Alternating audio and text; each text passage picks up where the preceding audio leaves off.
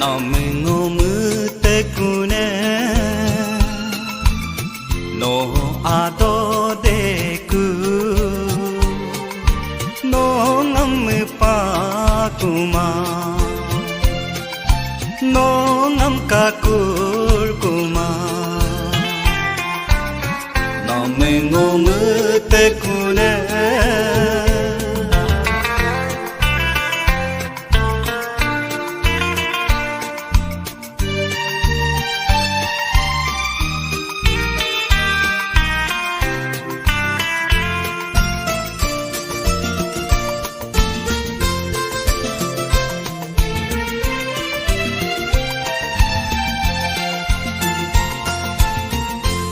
Alleluia,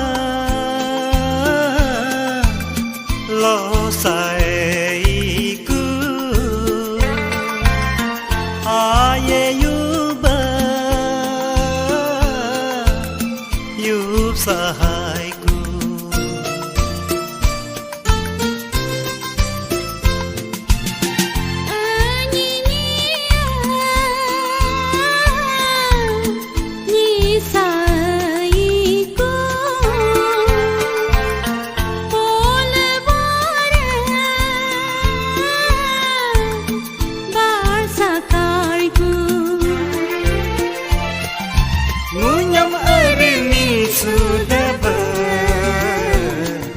Munyam mode hari kuma Munyam karni sudaba Munyam mode hari kuma Namengo mute kuna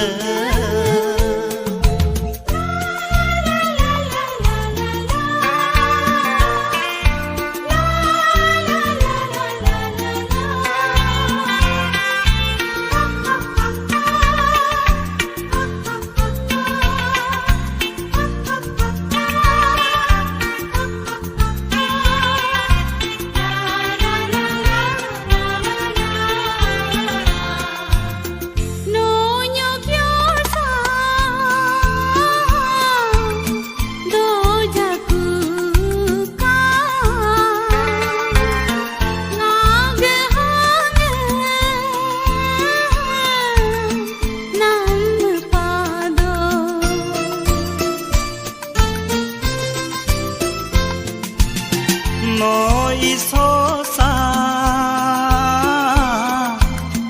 do jaku ka ngogi ka nam kene do